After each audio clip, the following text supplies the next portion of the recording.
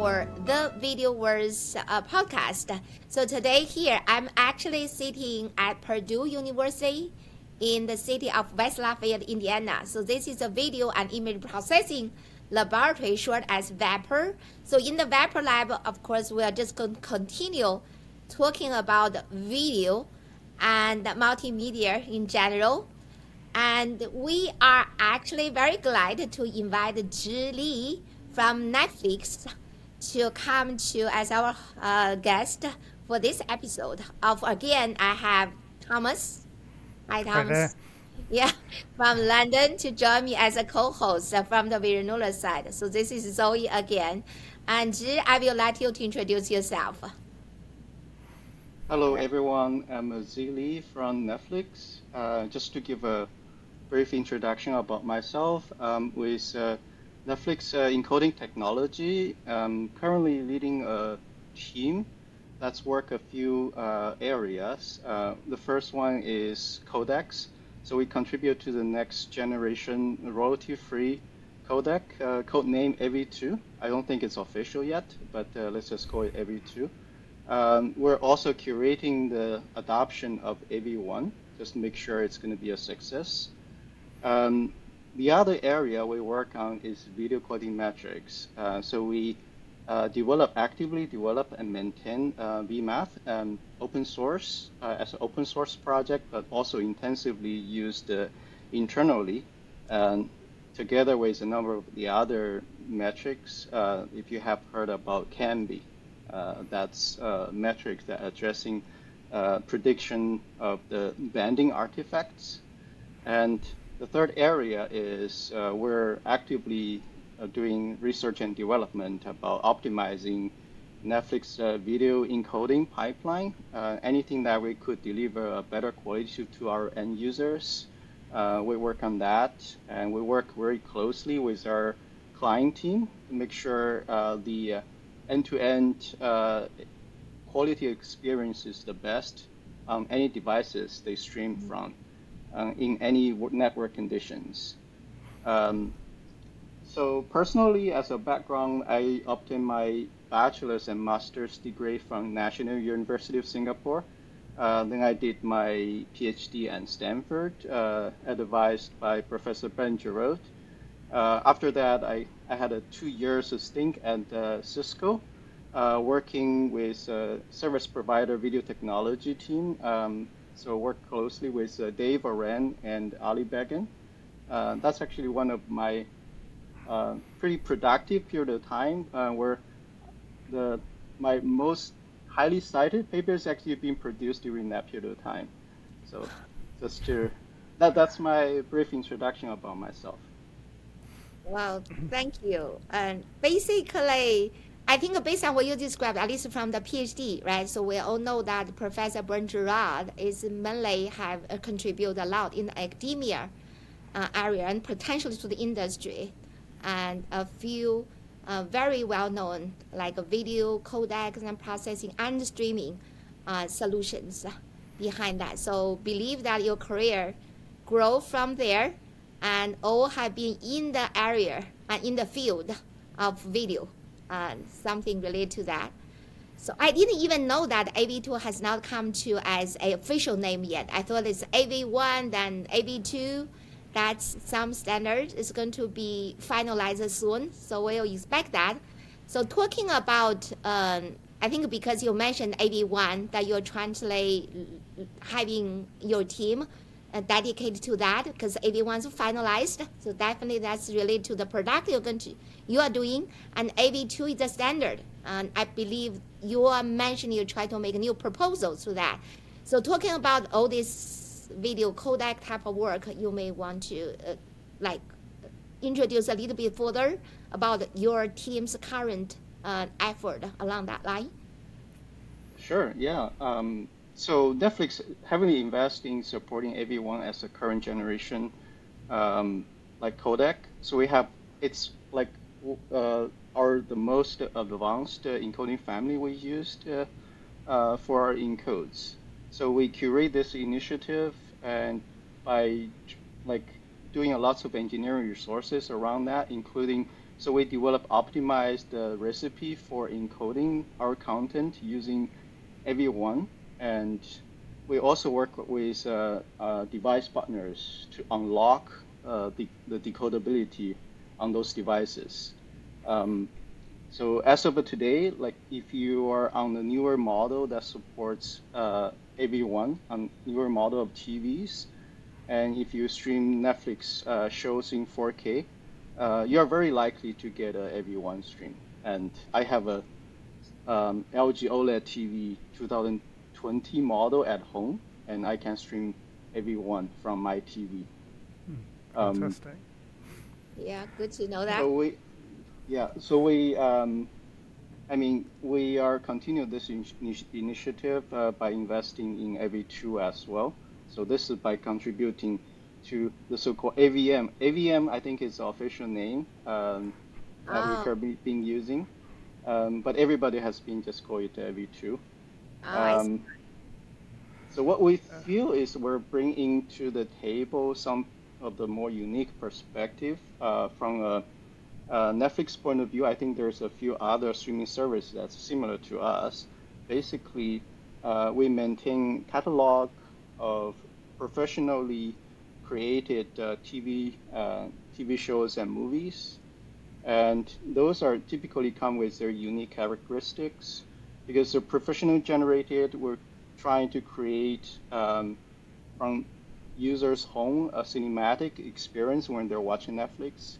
And so I think one of the aspects is to try to preserve one of the creative intents from those content when they're being created. So we do want to have the best preservation of the creative intent. Things like film grain preservation is one of our top priorities to maintain that feel about high video quality. So we tailor our investment with respect to some of the use cases for Netflix. So film grain is definitely one of them. And the other area I could mention is about banding. I think banding has been especially a notorious problem when it comes to professionally generated content. I think when people typically doesn't realize the problem with it because it's typically associated with proper viewing condition. Like once you've been set up like in a cinematic uh, like home theater kind of a setup, very low ambient light and very low reflection on the screen, then you start to seeing that those things pop up. Um, Things are especially problematic when you're uh, like encode with some of the older generation codec, and especially when you're encoding at 8-bit, I think it's more obvious to have banding. But things doesn't completely go away, even if you're encoding at 10-bit. So what can we do about it? For example, should we be going after 12 bits, like moving for the future generation codec, or is there a better way and we can do? And that's one of the things we've been looking at here is to contribute a tool to AV2 that could address banding better and in a low cost way. Banding can actually be addressed pretty sufficiently by doing this so-called dithering. So you introduce this random noise model into Yes. your picture, and that because human eye will essentially function as a low-pass filter. So with that, you're actually being perceived as the dithering pattern will be perceived as the intermediate grayscale by the human eye. So that's a pretty efficient way of how we would be able to tackle this problem in Yeah. reality. So we're hoping to get this into the next generation codec. Yeah. So one interesting thing is that there are often some strange overlaps or interesting overlaps with different application domains, Mhm. because I've come across banding as a real problem actually in screen content applications. There's lots of people who want to use modern codecs for screen share for computer aided design, for example. So they have very, very high resolution, very, very clean video, and then banding is a real issue for them. And there are also contributions from conversion from RGB to YUV as well, that you see less banding in RGB, but then you throw away resolution in YUV. So it's really interesting to tackle it, but one thing that is of interest to me too is how you control the complexity in trying to solve these kind of problems, because lots of codec implementations do 8-bit because it's much more complex to do higher bit depth. So do you see dithering as a way of solving both problems, really, the banding and maintaining reasonable complexity? Right. Yeah. Go ahead, and I like you, because it actually recalled me. I think back to 2008, when the time I joined Apple. That was really 15 years ago, and then I also got involved into the Apple Store. Is also the movie recording, like you mentioned, and Zhi. It's basically also professional PGC content. And at the time, we try to have a higher quality for those contents. It's the same two issues that you just mentioned. One is to resolve the banding. I think one banding, just Thomas mentioned, for like screen content at the time is mainly on the skies. One is on the skies of the natural scenes. The other one is animation movies. Same thing with the screen content, because all generated content, and the banding is very annoying. And then when you try to squeeze the bits, it seems those you can throw less bits to this area, but instead you have to throw more bits to this area. Another one is film grain. And then this is something really still, I think, hanging around, but it's luckily we have more tools in the new codec standard that we can address them, right?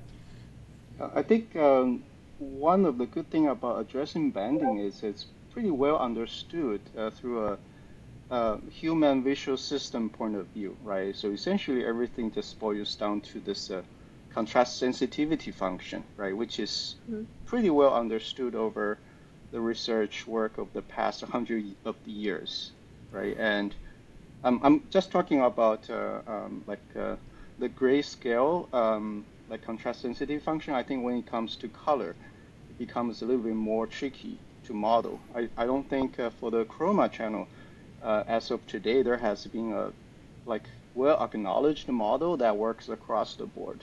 But at least for the grayscale, I would definitely see it's a well understood problem, right? So the solution is also fairly simple, that we need to develop a model to predict where this banding is visible, right? And that will allow us to very fiercely tackling those areas when it's being detected. You only need to tackle those areas when it's being visible, right? And I think it's well understood and it's well predictable. And I believe this solution is just out there.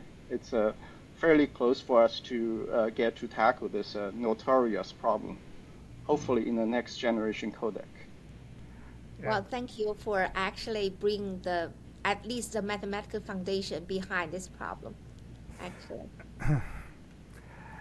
So I also wanted to ask you a bit more, if you could expand a bit more about your work on optimizing encoding chains and so on, because I think many people may not realize that when you build an encoder, you build something with an enormous number of knobs and controls that you can tune, and there is pre-processing as well that you can do.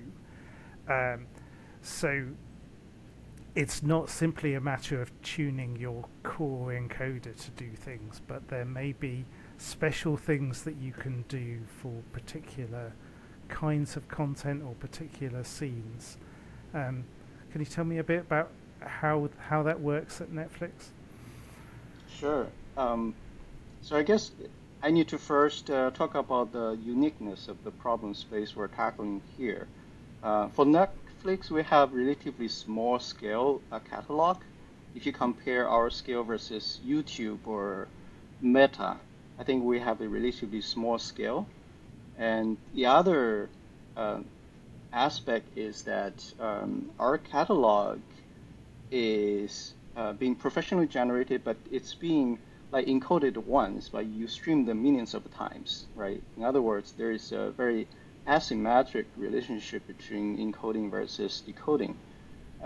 So that gives us this leverage that we would really be able to like spend lots of resources trying to optimize our encoding.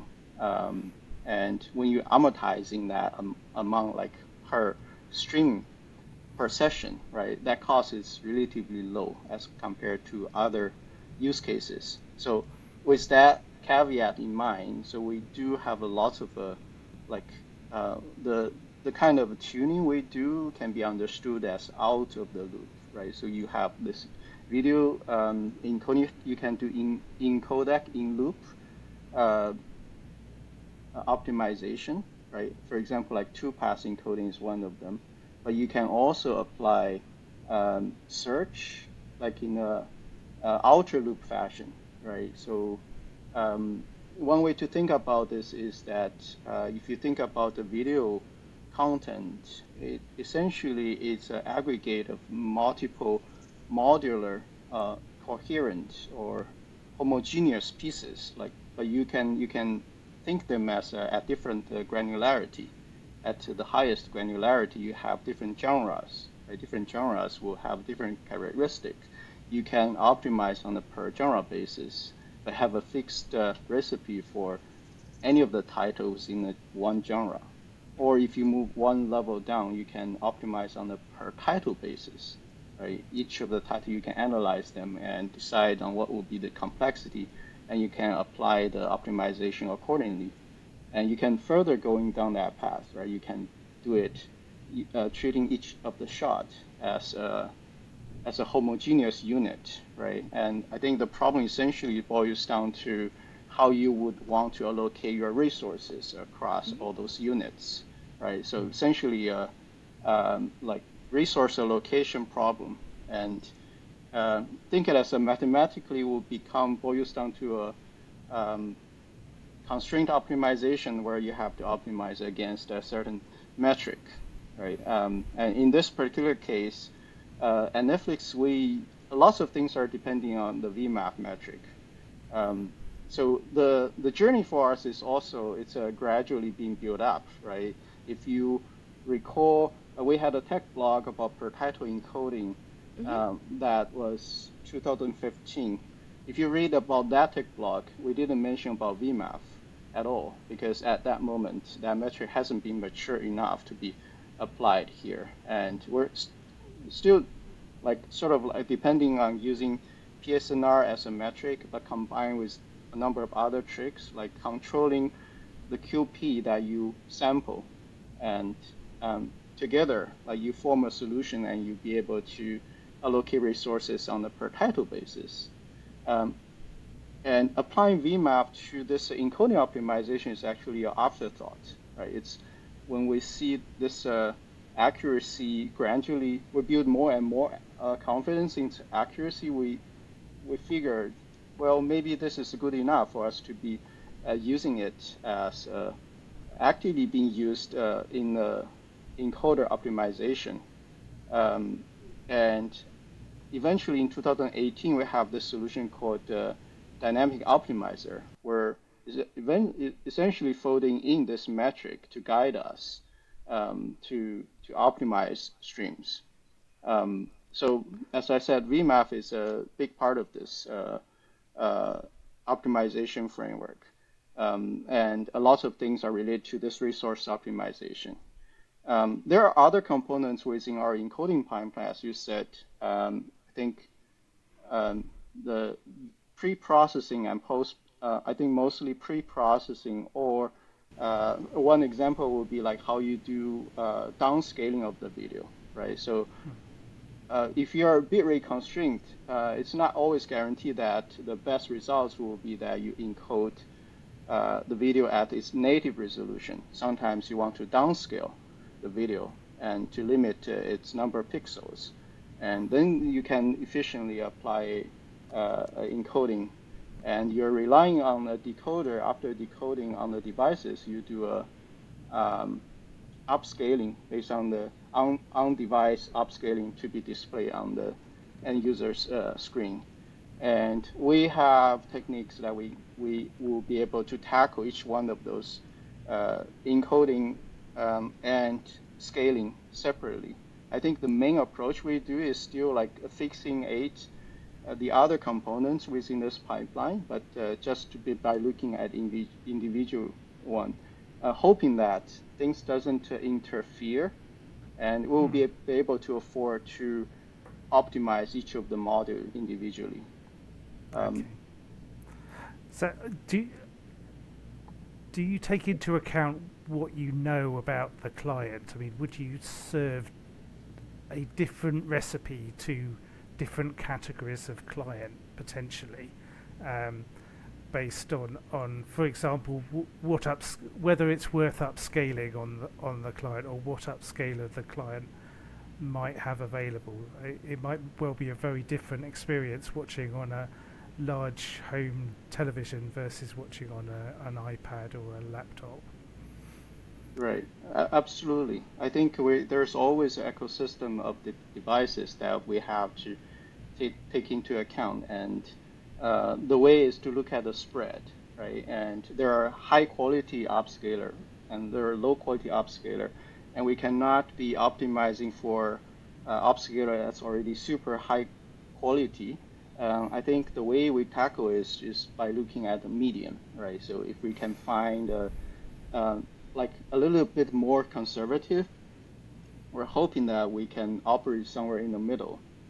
I think like to be more specific in the case of the upscaler, I think state of the art, there are always being like machine learning based, super fancy upscaler. More traditionally, we do have Lanczos, bicubic, and bilinear. I would, so the somewhere in the middle that we choose to optimize against is mostly on bicubic. We're kind of like looking at more conservatively looking at bicubic and bilinear together, right? If we can devise the solution, right? That's basic assumption we make. This is something we use in our VMAF calculation as well, right? We kind of talk about this in one of our tech blog, that we assuming that if the upscaling is bicubic, that's the recommended way that we recommend people to how to calculate VMAF score, is by assuming a certain median kind of upscaler. Yeah. So to talk a bit more about VMAF in particular, it's often treated as a kind of oracle or black box, and it's deemed to be a machine learning based algorithm, but it has a number of components, doesn't it? Perhaps you could talk about what's involved in it and how it's put together and how it, and demystify it a little bit. Right. So let me just go back to the history of this project VMAF. As many of you might already know, this started as a university collaboration project back in 2013-14. Start with a University of Southern California JQuals group. So the original motivation for us is a need an automated way to evaluate video quality on a per video stream basis, video encoded stream basis, right? Obviously, we cannot do that manually, right, using human. It's also not sufficient us to just use a metric to evaluation, doing a codec evaluation based on a subset of the corpus, using just a single data set to make sure the codec works, right? Because every single stream matters to us, right? Especially once being created, it's going to be streamed over so many times, right? It's worse for us to do evaluate each single one of them. So we want to do this like at scale. But when we surveyed over like existing video quality metric solutions in the field back then, none of them actually meets our needs. Taking the simple PSNR, for example, I think it's still being used extensively for codec evaluation. But one of the, I think main pain point using PSNR is when you're compare across different content, right? Just PSNR on this video piece and PSNR value on the other video piece, the value doesn't, there is no coherent notion what is the score threshold for what when we meant by excellent quality, right? It's especially hard when you're trying to do that comparison across content. So there's a need for that, and that it is a motivation we started working with J-Course group, deriving a solution. And so this project actually started before I joined, right? So when I was at Netflix, there is already been a summer internship project, and there's a prototype. I would give a lot of credit to that prototype. I think it's essentially established the framework, the fusion-based framework based on machine learning, but also relying on a preliminary round of feature selection that's pretty adequate back then. But of course, as a research prototype, there are always many holes that you have to bridge before you can take these things into production. So we actually spent 2 years like refining that solution, like filling in the holes, right, and to make it production ready. And that's when we have this first open source version in 2016.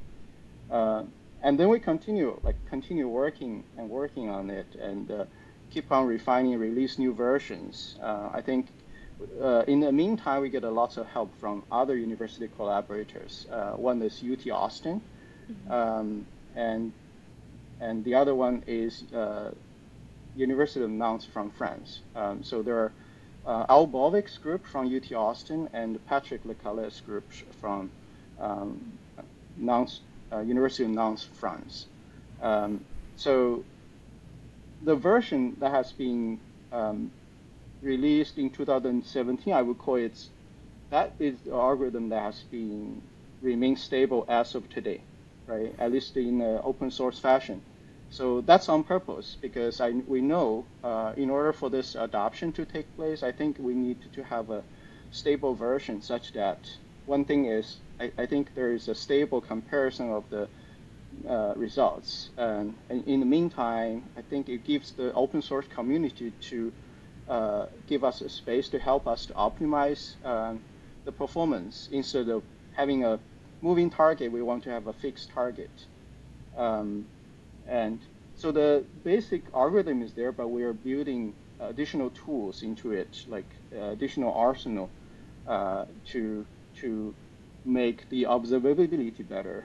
One example is we building like how we quantify the confidence interval, right, for the prediction of VMAF, and we developed ways to do that, and we have other tools like you can use in our open source package. We have a tool called local explainer, which this is essentially based on machine learning framework to create explanatory results from your prediction called LIME, L-I-M-E. Using this approach, you can, even if it's a black box, for example, SVM, right, you could kind of extract the localized interpretation of how much weight you have for each of the feature, right? That will give you an idea on whether this is the feature that's worth keeping, right? So that will help us to build extra confidence on the features we're selecting in there. And we're also continue building, like extending the model into different viewing conditions. One example, for example, the phone VMAF model is a model that I think works better when you're viewing on a phone, right? So I think there is assumption about the relative viewing distances versus the screen size. So on the phone, 1080p probably doesn't look too differently from 720p. So that model captured this effort. So we keep on like expanding on that. And in 2020, we introduced another model called VMAF NEG model. This is NEG stands for no enhancement gain. So this is motivated by using VMAF to be more tailored for the codec evaluation purposes, especially for proprietary codec, where you cannot strictly separating the pre-processing, which contribute to the enhancement effects on the video versus like the actual coding gain. As a human observer, right, I think human really respond to both, right? If you are applying enhancement, human would consider it as a higher quality, but you cannot possibly abuse this enhancement because beyond a certain threshold, like if you're overdoing your sharpening, things could become worse, right? And so the motivation is to like disabling that enhancement effect such that it will become a fair comparison.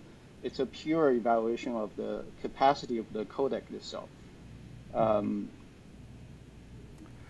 So yeah, one thing that we've noticed a lot, building encoders, is that it has come to dominate a lot of the way that people develop encoders as well. And maybe you could describe it as a certain amount of trying to game the metric or trying to optimize VMAF figures by doing things like pre-processing and so on. Do you think it's possible to exploit VMAF a little bit in some ways? That there are some parts of it there maybe if things could actually look worse even if they get higher VMAF scores, or do you think it's pretty robust to that kind of treatment and behavior? Well, I would say for the initial version of VMAF, actually, it's a little bit tricky to describe because I don't think there is a black and white, right? There's a gray zone, right, about what kind of pre-processing or what kind of processing you can apply to the video. Even in today's modern codec, you have like filtering within in-loop filtering, right? And you do see quality improvements like over by doing those operations. And I think that this can be reflected in terms of PSNR, right? You could even get a higher PSNR value of this, right? If you got a better human score and you get a higher PSNR, it's probably give you a high confidence that this solution works, right? So I guess the question more on the gray zone, right? So what if you're having resulted in a higher perceptual score, right? I think it can be reflected through subjective experiment, but it gives you sort of like lowering score, right? PSNR. How do you think about that, right? And in that regard, VMAF might give you a slightly different interpretation of that score. So by design, right, VMAF is not trying to measure the fidelity of the signal as compared to the original signal, right? It's not like a distortion metric. If you closely examine the formula that has been used in its features, right, you can always interpret that as a ratio, right? It's always like a ratio between two terms. And each of the term is essentially accumulating energy, right? And you're looking at the numerator versus the denominator, how much energy one compared to the other. Right? That's the formula that makes VMAF work. It's not to measure how closeness two signals are, the reference versus the distorted. So that gives the VMAF the power to be more closely to how human treating perceived quality. And that's why it can also help to explain why when you're having enhancement, right, you're applying sharpening, right, you're optimizing local distribution of the energy within your video picture, and it kind of can capture that effects. On the other hand, we all know that if you're overly sharpen or overly applying contrast enhancement, that you could have a negative impact effects. The key is like to what extent you're allowing those enhancements to happen. I think as up to today, it's still an open question there. I don't think VMAF sufficiently addressed that. We do hope in future VMAF versions we'll be able to have a better prediction along those lines. So I'm So, just curious. Uh, Thomas, you can go first, and then I'll raise my question after your question. so I was kind of interested what kind of focus you had when you were developing and training VMAF. Was it very much at this very high quality asymmetric scenario that you describe, where you're really looking ideally for something visually lossless, or at least visually lossless for the resolution that you're able to encode? Or did you consider, a larger span of compression ratios where there might be visible artifacts, for example, or there might be quite a lot of softness that the encoder would introduce? Was it very much focused on your use case, or did you look at much wider range of use cases? Right. So VMAP was developed with the use case of adaptive streaming that we have in mind, right? So in adaptive streaming, we're building up this bitrate ladder, which covers different bit rates, which tailor to, depending on the user network condition, we have to select the right representation with a proper bit rate and with a proper video quality. So the aim is like really to look at a span of the quality range, right? I think in the more technical terms, we're looking at supra threshold instead of a near threshold, right? It's like really the span a wide range, how you're aligning that wide range of quality, how is that compared to how human rating? In other words, like it's really trying to predict how the subjective rating of those videos at a wide separation of video quality, picture quality is going to be. That's the original motivation. Yeah. So I just go back to my own question because you mentioned, I really like that statement that VMAP is not only just a distortion measurement between two signals, right? It's not just the encoded version as opposed to at least the source or original version fed into the encoder. And then you mentioned that really want to have this measurement at least aligned with a human visual system perception. So that I look at VMAF and VMAF NAG or VMAF NAG. Basically, you mentioned that the VMAF, because sometimes over-sharpening and contrastness overdue, then VMAF score is not quite aligned with, I think, subjective quality, because you might have a very good object score, but then subjective evaluation may be kind of in opposite result. But on the other side, I was thinking maybe for VMAF NEG, because you said that it's trying not to consider the pre-processing or processing effect, but you focus on VMAP to align with subjective quality evaluation. So by ignoring that part, maybe VMAP NAG could be a little overdue from the opposite direction. So I want to have your opinion comparing VMAP and VMAP NAG. On the other side, I also mentioned why you have two down there. Because eventually we really want to have one score to really can measure not only the distortion but also align with subjective quality evaluation. So this is my question on how do you think about these two quality metrics at this moment? Right. Yeah, I have to make a disclaimer that the VMAP capturing that enhancement effect is not the original intention, how we bring in those features into the picture. I think the motivation is mainly driven by their performance, right? In terms of like how well their predictive power against the human rating, right? That's the original motivation. And when we bring them in, I think the major use cases for us is still like within our encoding pipeline for professionally generated content, right? And I think in that regard, as long as our encoding pipeline has been concerned, for most of the cases, when you're looking at encodes with VMAF or with VMAF NEC, they yield very, very similar results. And the it's actually, I have to thank you, Zoe, because you are the one who brought me the attention about how VMAF has been used in the wild beyond Netflix use case. I think that conversation was that was many years ago, actually. That was the first Not time too it got long. my attention, if you can remember that.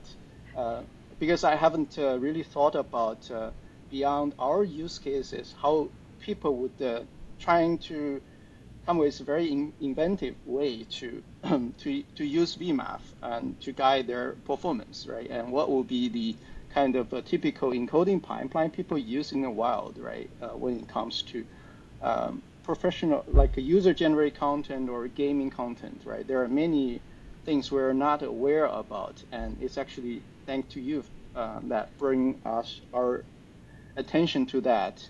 But we also realize this actually become a problem when it comes to code evaluation because there is no, because it's proprietary, right? It's closed source. And we don't really have a good way to separating what would be like essentially in the encoding versus the pre-processing, right? And that motivate us to have this additional model. So we're not proposing to be completely eliminate the original model because we believe there is value, right? Because like whatever it takes to make the prediction more aligned with the human perception, I think that's a good thing to have, and that's what we intend to keep in there. But like based on the specific need, and we think there's value to introduce a second version that can be tailored. So as of today, like even internal codec evaluation purposes, we look at both metrics. We're not just looking at one number. We're also looking at PSNR, right? PSNR is still in the picture. And we're also relying on subjective evaluation, right? We look at everything holistically to decide whether this is a solution that's warranted its merit. Right. Thank you. Actually, you did mention that again. That I would like to bring out is even though here we talk about the Netflix like PGC type of content, yes, VMAF has been widely considered to all like especially we would say user generated content or half PGC and half UGC, because everybody is looking for with the explosion of video volume the right objective quality score, because there's no way ideally we really want to like the human justification. Even human justification you have to set up the right, I think, subjective evaluation environment, but video is huge and we need the simplest, which is one single score to evaluate that. We really appreciate indeed VMAF's contribution in this field. At least I think right now we would say that so far VMAF in many cases has been regarded as the one that most aligned with the subjective evaluation, even though it's not perfect. But on the other side, I think because of this way, at least it's bring in the the machine learning factor, because you want that to be aligned with human justification. And there's some learning part down there.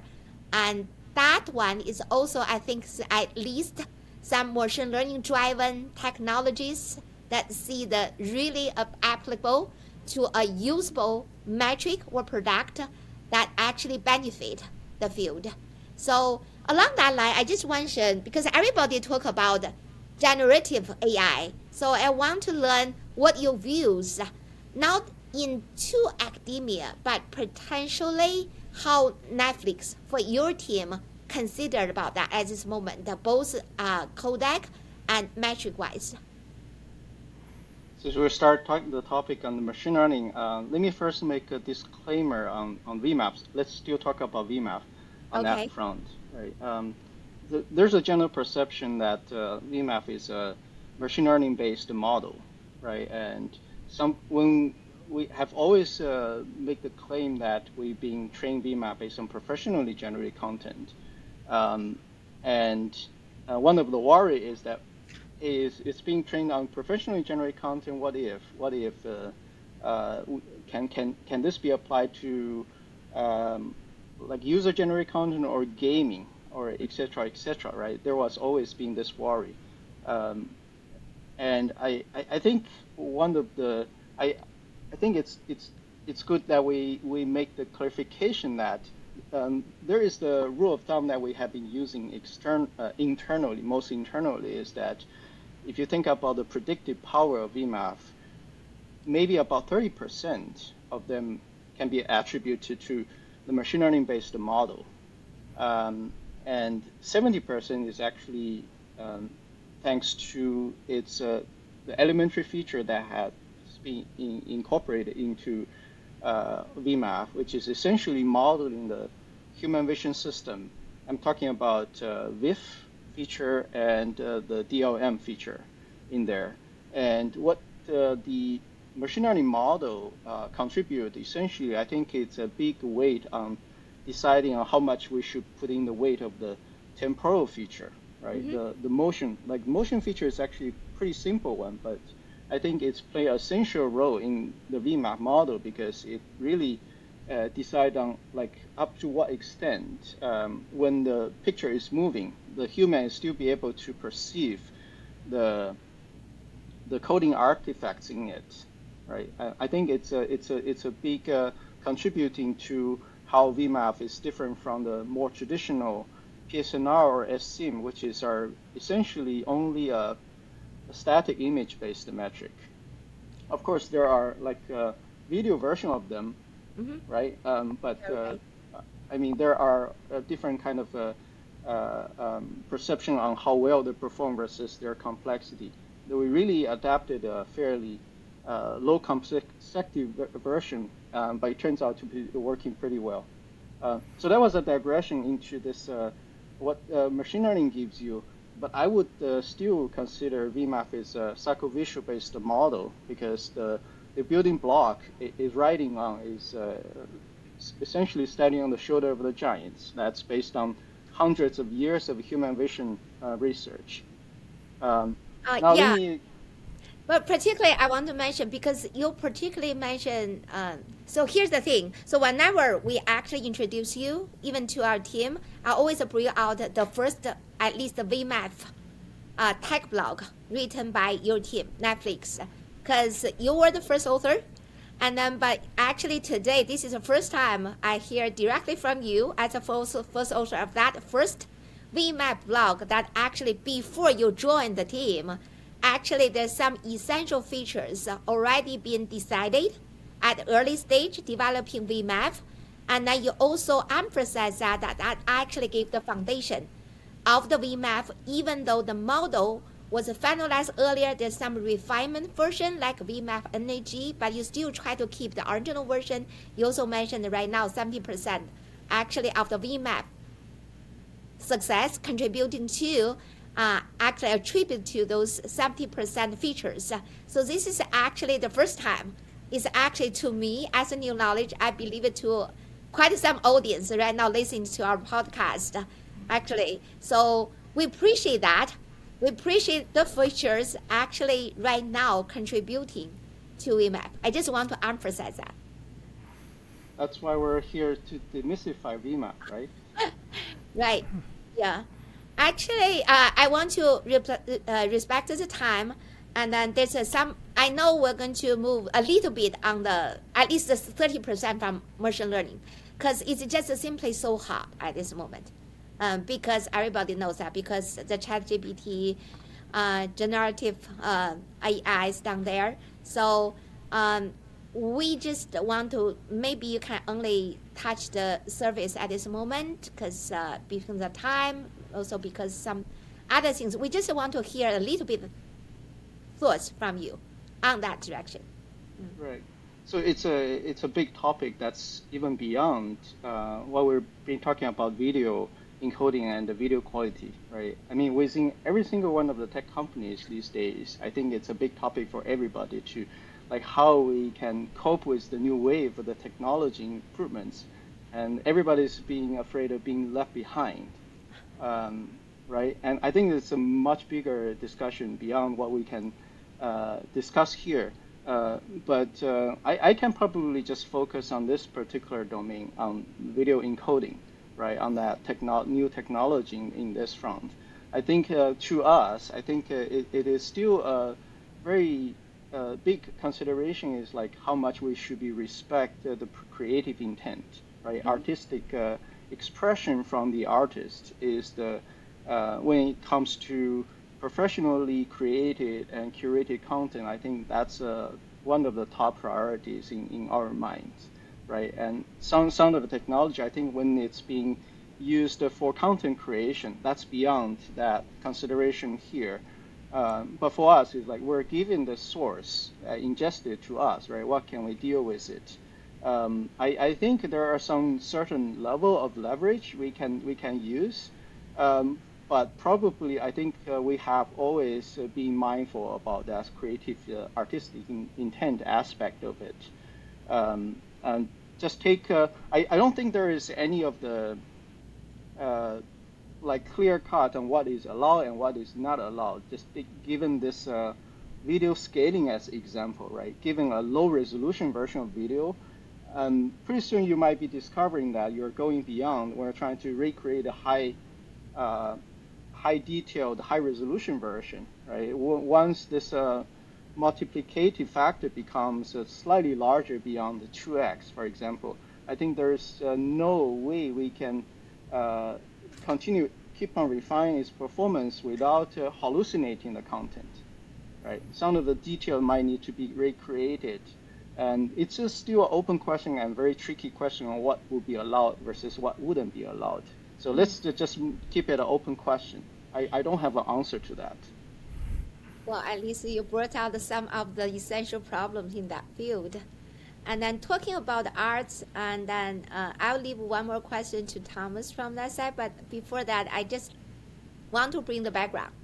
Because you have art, you have two poster. I would say one poster on the side, and then there's some artists at the background. So do you want to talk a little bit about that? Because it's actually, we don't have a background replacement down here. Right. I don't. Okay, I didn't really stage my background in order to talk about those, just as a disclaimer. But if you can see the poster, it's actually a Netflix show called Santa Clarita Diet. It's a horror comedy show I like quite well. I think it's been made a few years back, and it has 3 seasons. Unfortunately, it got renewed for the 4th season. But if you haven't watched it, give it a try. I think you might like it. And yes, the other one is the photograph you referring to framed on my background. So that's a photograph by Anson Adams, which is a nature photography. I think he mostly did his work in the 1940s. This is one of the picture about the Sierra Nevada in inner land of California. I think I'm not entirely sure I've been to that place. I might, but this is one of the things like almost 70 years ago was made 70 years ago. Yeah, I was sitting here, I just look at your background and seeing and thinking that actually for the scene on your window is a typical head and shoulder. That's not too hard to compress in terms of video codec wise. But then because of those two artworks, if really people want to learn what they are, what they talk about, what they present, maybe when the lower bitrate size, and I'm not sure how they look like because of the compression when we talk about the really perceptually significant area, for example, the head and shoulders. That's just what I was thinking. So that's why I was just asking, bring the audience to the attention if they happen to not just listen, but actually watching the videos that we share for this episode. And Thomas, do you Definitely have? hope there is no banding. There's in the background. Yeah, we're talking about bandings on the background. Yeah. All right. So Thomas, do you have any? I guess I would want to ask you, thinking about your work on AV2, AVM, and Hmm. your work also on optimizing your AV1 chain. Do you think that how long do you think we can carry on with the progress that we've been making in recent decades of doubling encoder performance or codec performance every generation? Do you think we're close to the limit, or do you think there's a generation beyond AV2 where we could still get very significant compression improvements, maybe using AI type techniques? Right. So first of all, I don't think I have as deep knowledge on the codec space as some of my teammates who has been like working on this codec world for decades. I think my answer might be based on my general observation in this domain. I think essentially where we've been operating is today is to trade the performance versus the complexity. Essentially, where enrich those tools, allow them to have a higher complexity to squeeze more coding gains out of it, more encoding modes or smart selection of the coding tools. I think that's contributing to the gains we have of today. I'm not entirely sure because I think the source coding, if you're going back into information theory point of view, I think it's not as well defined as channel coding, right? I think in the channel coding, once you have a model of the channel, things are suddenly become very clear. Like everything is bound to the channel theory.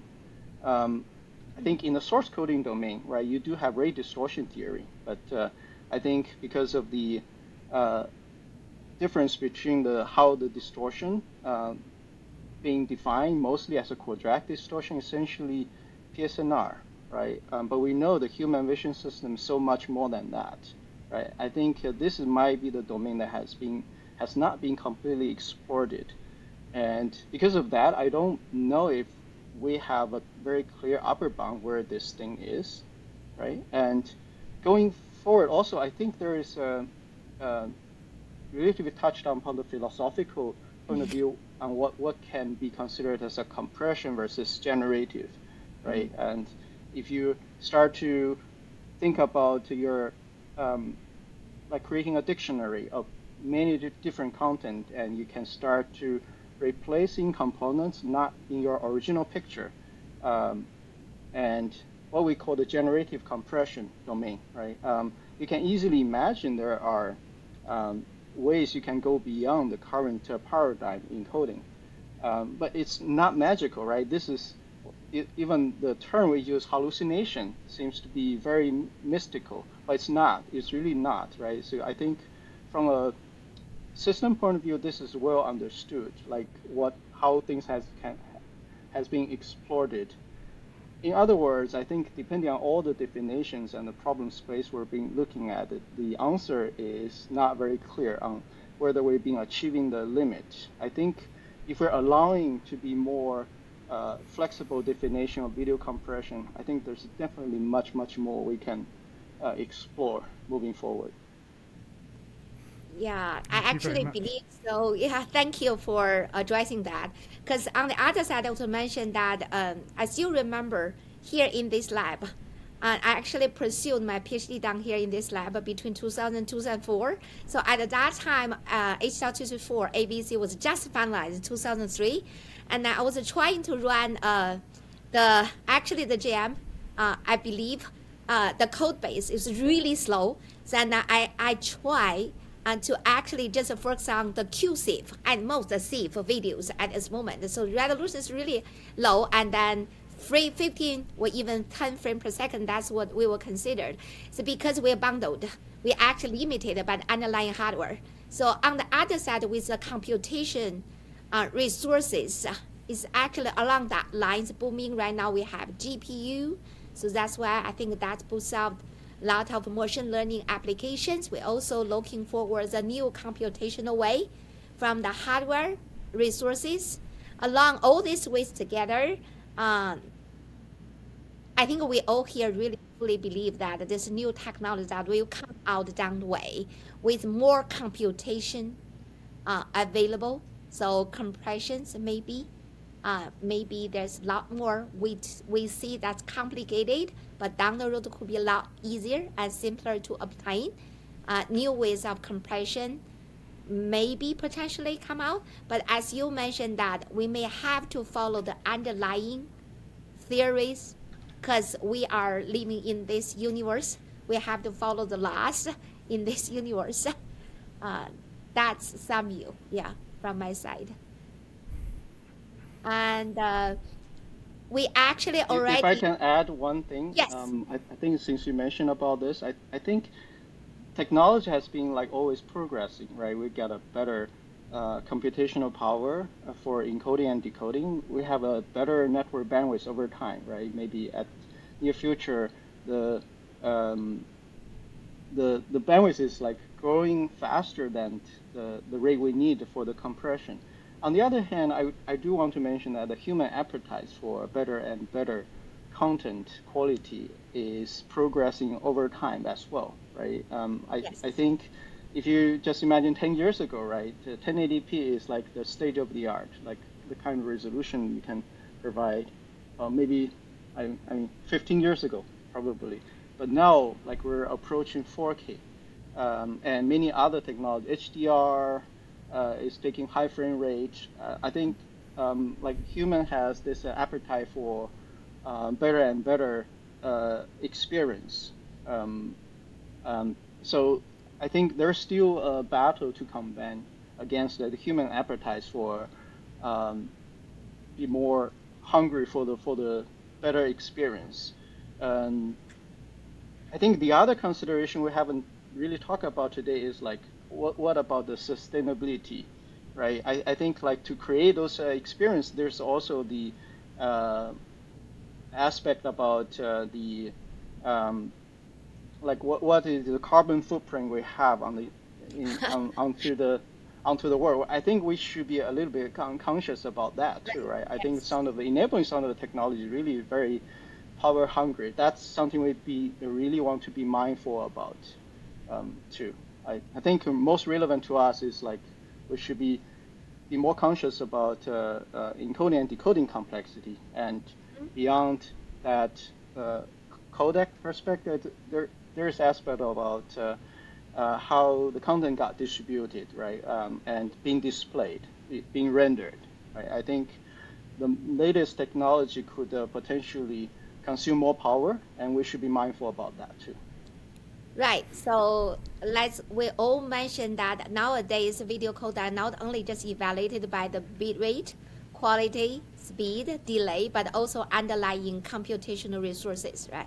Like efficiency, I would say CPU efficiency, because we all want to have a green energy in mind regarding codec development. But then, just as you also mentioned that for videos, we actually have the needs from the users. They're always greedy, hungry for better video experiences. On the other side, there's all kinds of different formats. As you mentioned, it would be right now, even the dimension have boost up to 4K or even higher. And then there always potentially 3D videos, 360 videos, all kinds of different format of videos. Um, there's still some work. That means there's some potential opportunities definitely in this field, and we really appreciate actually you come to this episode. We know now we now because of the time, and then also because there's always something we can pursue. There's quite some open problems on there, and then down the road we can actually keep this discussion, and we may invite you or other team members with others to talk about the same topics down the road again, not only in this episode but actually with all these kind of discussions openly in this community. So I need to put actually a closure on this episode. Really thank you for your time to come to this episode, and also come thanks for my co-host Thomas from London. And thanks everyone for our audience. We'll see you next time. Thank you. Thank you. Thanks for Bye. having me. Thank you. Thank you. Bye-bye.